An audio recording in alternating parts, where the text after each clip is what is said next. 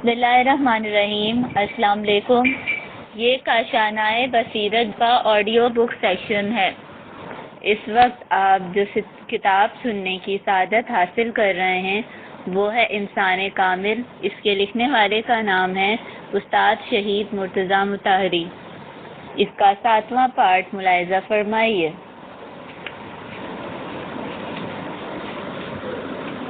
انسان کی ماہیت، اس کا دوسرا حصہ ملاحظہ فرمائیے۔ غور کیجئے کہ امام علی علیہ السلام دعائے کمیل میں یہ کیوں عرض کرتے ہیں، اے خدا میرے ایسے تمام گناہوں کو بخش دے جو اس بات کا سبب بنے کہ میں دعا کرنے سے باز رہوں، نیز وہ اس بات کا سبب بنے کہ دعا اور مناجات کرنے کا درد مجھ سے چھن جائے۔ اسی لیے کہا جاتا ہے کہ دعا انسان کے لیے مطلوب بھی ہے اور وسیلہ بھی ہے، یعنی دعا ہمیشہ قبول ہونے کے لیے نہیں ہوتی، کیونکہ دعا اگر قبول نہ بھی ہو تو بھی وہ بجائے خود انسان کا مطلوب ہے۔ کچھ اور لوگ جو درد کو ایک عظیم انسانی قدر تسلیم کرتے ہیں، وہ انسان کے درد کے بارے میں ایک اور چیز کی جانب متوجہ ہوئے ہیں، اور وہ ہے انسان کا درد خلق خدا کی نسبت سے، نہ کہ انسان کا درد خدا کی نسبت سے۔ وہ کہتے ہیں کہ انسان کی انسانیت کا معیار یہ ہے کہ وہ دوسروں کے لیے درد رکھتا ہو، یعنی وہ تکلیفیں جن کا اس سے کوئی تعلق نہیں اور وہ اسے نہیں بلکہ کسی دوسرے کو پہنچ رہی ہیں، وہ اس کے اندر درد پیدا کریں اور بقول سعدی وہ دوسروں کا غمخوار بنا رہے۔ من از بے نوائی نیم رنگ زرد، غم بے نوایان رخم زرد کرد۔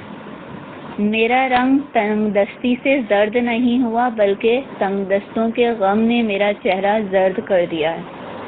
یہ بھی ایک درد ہے، اور اگر انسان کے دل میں دوسروں کے لیے درد پیدا ہو جائے تو اس سے غمخواری پیدا ہوتی ہے، یعنی اور لوگ بھوکے ہوں تو اسے نیند نہیں آتی، وہ دوسرے کے پاؤں میں کانٹا چھپا ہوا دیکھتا ہے تو اسے یوں محسوس ہوتا ہے جیسے وہ کانٹا خود اس کی آنکھ میں جا گڑا ہو۔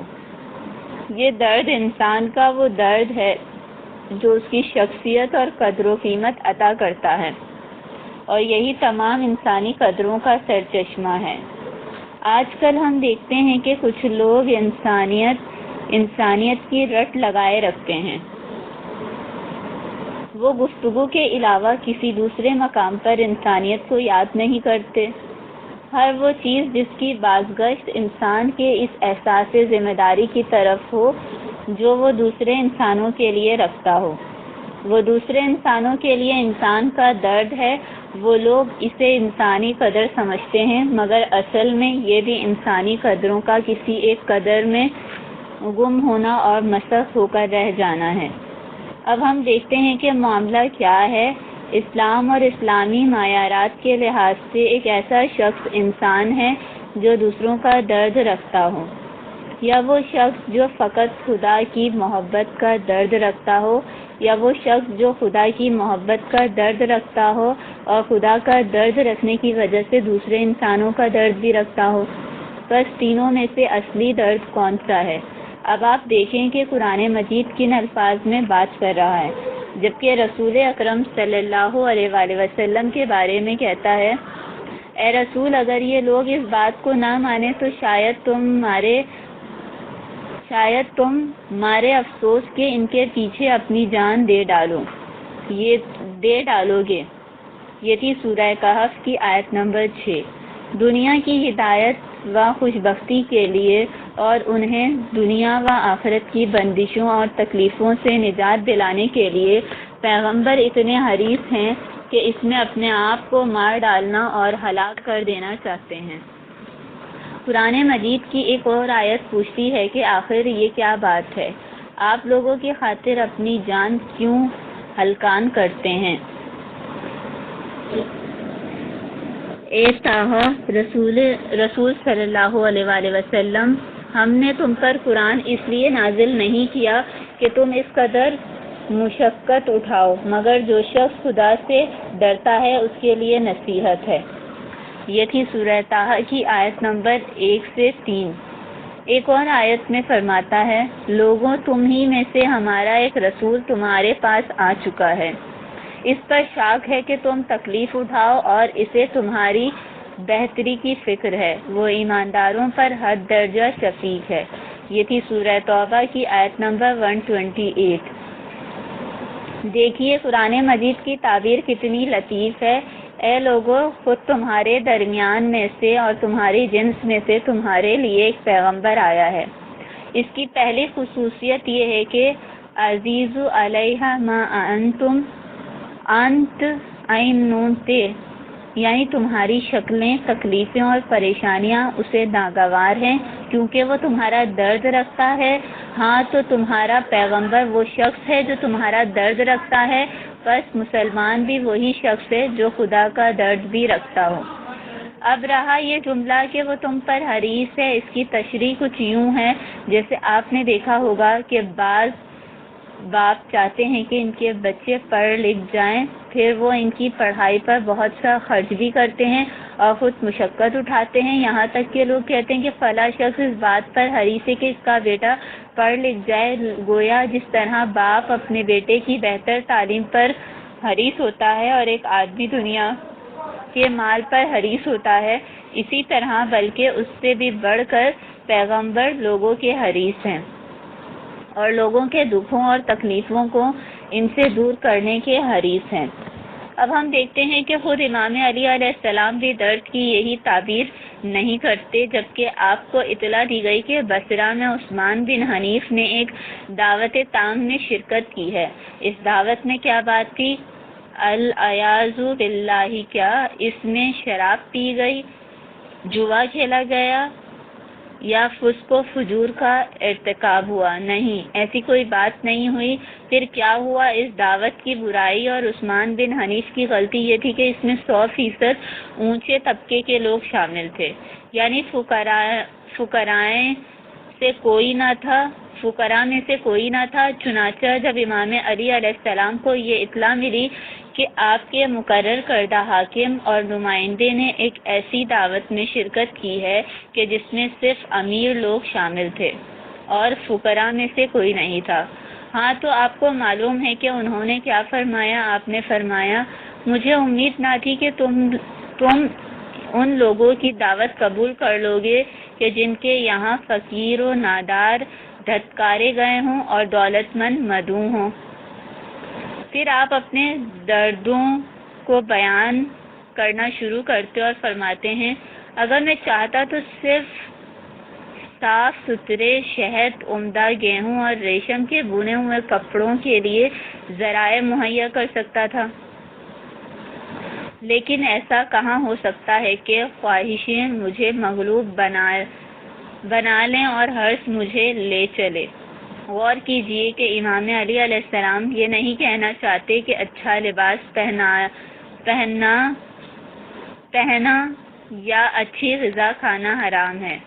اچھا لباس پہننا یا اچھی غذا کھانا حرام ہے، نہیں، مسئلہ یہ نہیں بلکہ کچھ اور ہے، ورنہ علی علیہ السلام کیوں کہتے ہیں ہیہات؟ اس کے بعد فرماتے ہیں، شاید کہ حجاز و یمامہ میں سے ایسے لوگ ہیں جنہیں ایک روٹی کے ملنے کی بھی آس نہ ہو اور انہیں پیٹ بھر کر کھانا کبھی نصیب نہ ہوا ہو۔ کیا میں شکم سیر ہو کر سوتا رہوں جبکہ میرے گرد و پیش بھوکے پیٹ لوگ موجود ہوں؟ کیا میں ایسا بن جاؤں جیسا کہ ایک شاعر نے کہا ہے، یعنی اتنا ہی درد تیرے لیے کافی ہے کہ تو پیٹ بھر کے سوتا رہے اور تیرے ارد گرد بھوکے لوگ موجود ہوں۔ اسے کہتے ہیں خلق خدا کا درد، اسے کہتے ہیں حب انسانیت، اور اسی کو تمام انسانی قدروں کی ماں کہتے ہیں۔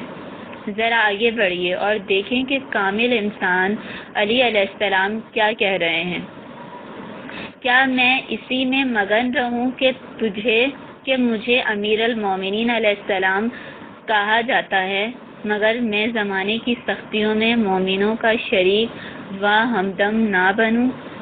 کیا میں اپنے اس لقب اور افتخار پر قناعت کر لوں؟ کیا میں اس بات پر قناعت کر لوں کہ مجھے امیر المومنین کا لقب دیا جاتا ہے اور خلیفہ و رئیس کہا جاتا ہے، لیکن زمانے کی سختیوں میں مومنوں کے ساتھ شرکت نہ کروں؟ آپ دیکھیں کہ یہ تمام باتیں دوسروں کے درد کا احساس کرنے کے بارے میں ہیں۔ جو درد انسان دوسروں کے لیے رکھتا ہے اس میں لذت ہوتی ہے۔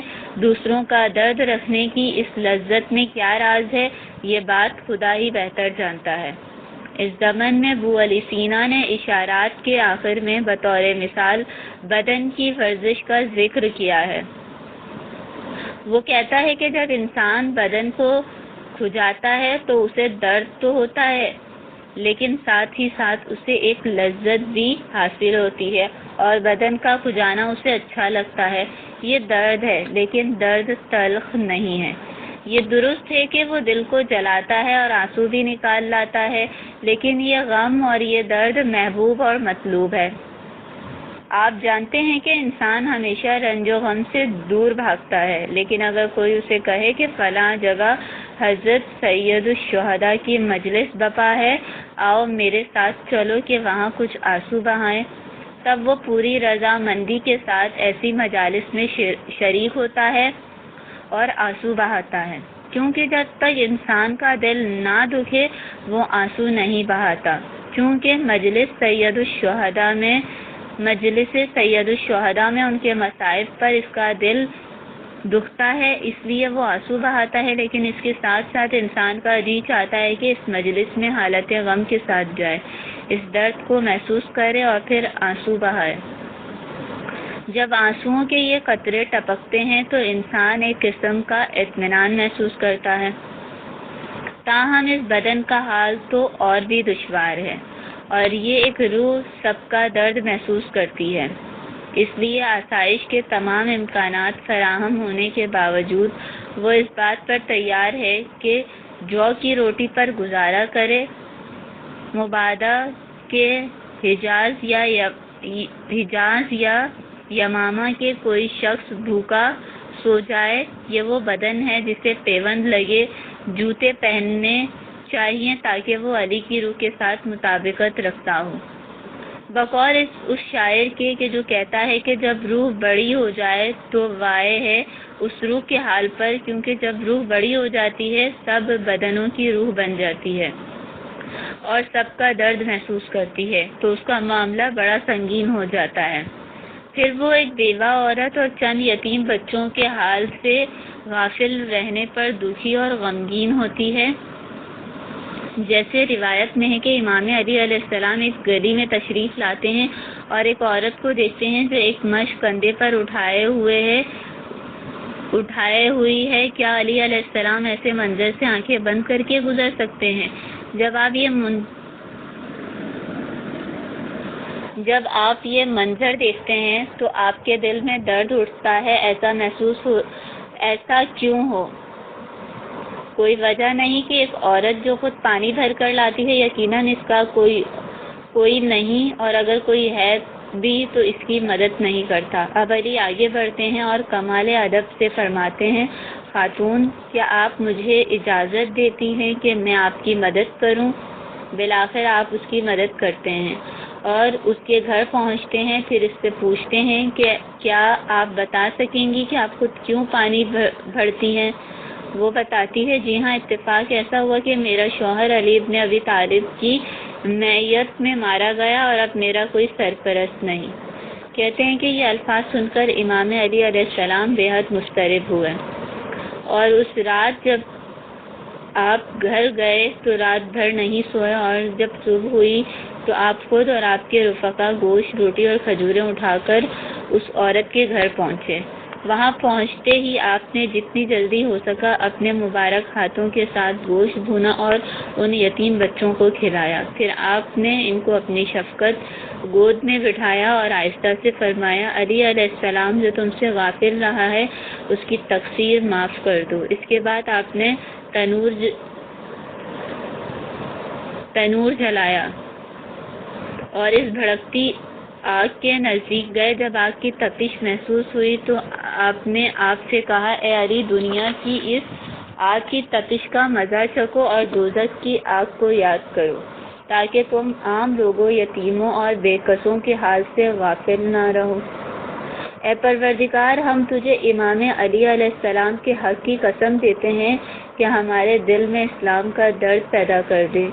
اے خدا، ہمارے دلوں میں اپنی محبت، اطاعت اور عبادت کا درد رکھ دے، ہمارے اندر اپنی مخلوق کے لیے ہمدردی کا احساس پیدا فرما دے۔ اے رب کریم، تو ہمیں امام علی علیہ السلام کی ولایت کے نور کے خیمے میں داخل فرما اور ان بزرگوار کا حقیقی پیر و پناہ الہی دلوں کو نور ایمان سے منور کر دے اور ہمارا انجام اچھا ہو۔ آمین۔